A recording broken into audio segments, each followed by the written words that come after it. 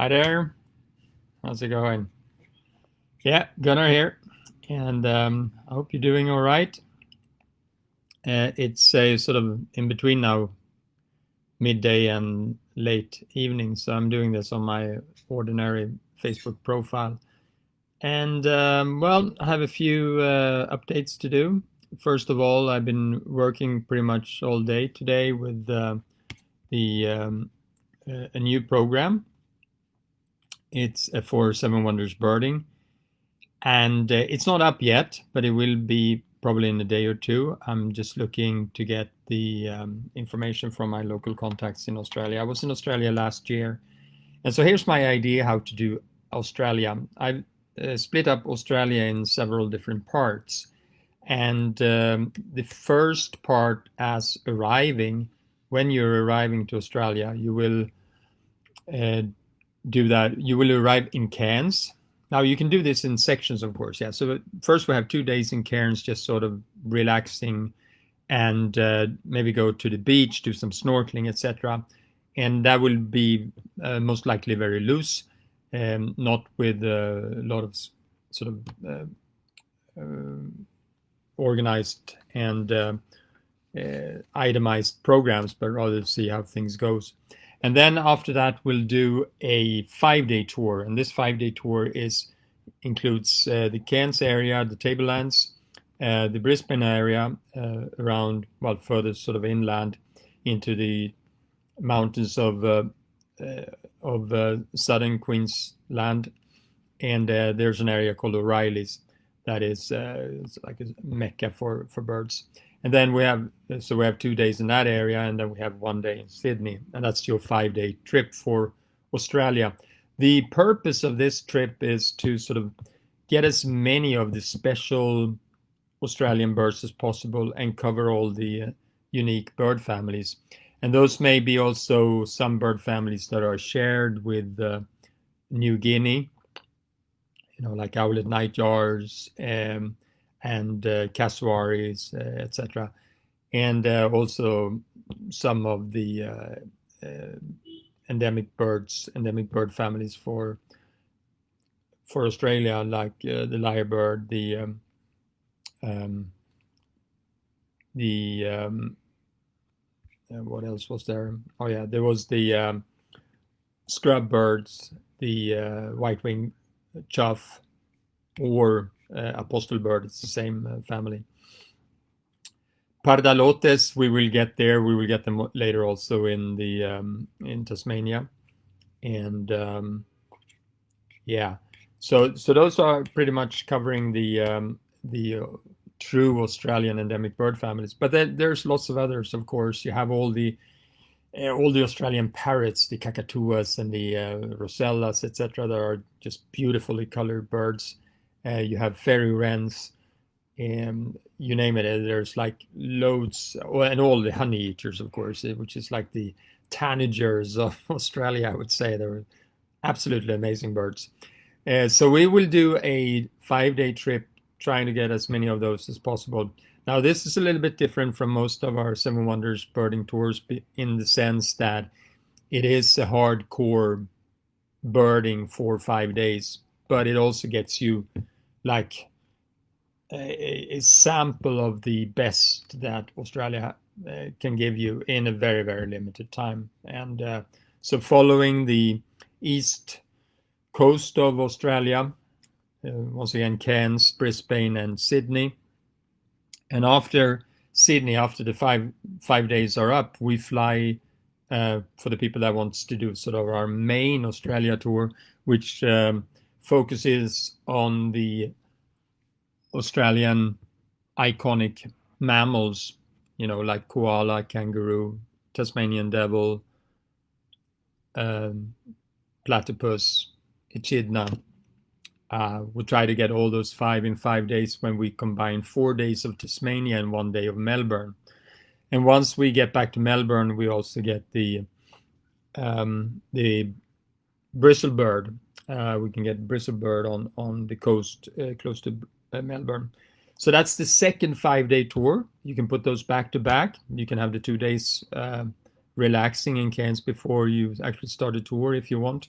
You could be a good idea in these sort of COVID-19 times as well. There may be some sort of semi-quarantine the first days anyway. And then after those main blocks of 5 days each, we're going to have an extension of 2 days to do the Plains Wanderer Twitch. And that will also be a possibility. No guarantees. It's a very, very hard bird, but it's also an endemic bird family, of course. Yeah. But we will have expert local guides that will be helping us. And during that same trip, we should also see the other remaining bird family, which are the emus, whether you count them as a good family or you sort of get them together with the cassowaries. It sort of depends on how your taxonomy is. But anyway, so those are the tours that we're working on for Australia, and they will be running right after the New Zealand program. And for any reason, if the New Zealand program is not running this, we will still do the Australia one, or the other way around. But hopefully we will be running back-to-back birding for 24 days, starting on January 1st in New Zealand and ending in Melbourne on January 24th. So there you have it. But as I said also in the previous update, you can do just 5-day sections of this if you like, and then either do other stuff on your own if you're not a hardcore birder, maybe just want a few intense days and then do other stuff on your own, or maybe that's all the time you have. Maybe you only have 5 days, and so any of those these examples of tours are great for someone that has very little time if you want to get as much bang for the buck as possible. So much shorter trips than most other tour operators are offering, but a way of seeing up to 80-90% of what they are seeing to a fraction of the price and a fraction of the time you need. We're not going to see all the birds in the world anyway, so why not concentrate on the best birds? That's the motto of Seven Wonders Birding, and a bit of realization for myself as well. Okay, so jumping on here. Yesterday I had actually one point on my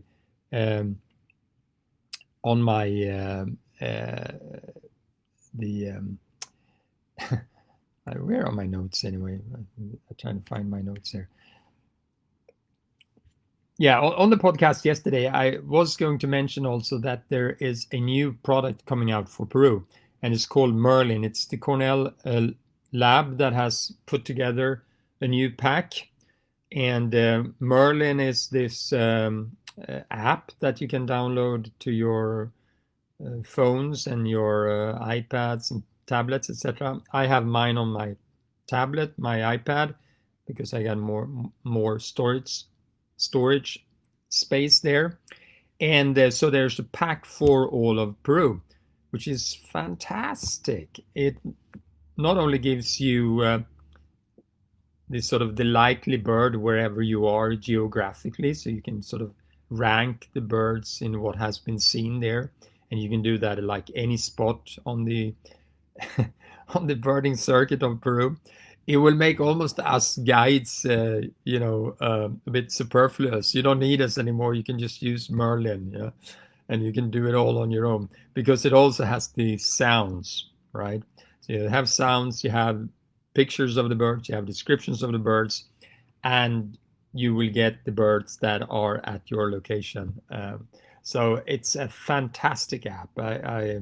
And tomorrow there's like an official launch by Corvidi, which is one of the conservation organizations here in Peru, run by some very prominent birders and ornithologists like Thomas Walke and Fernando Angulo.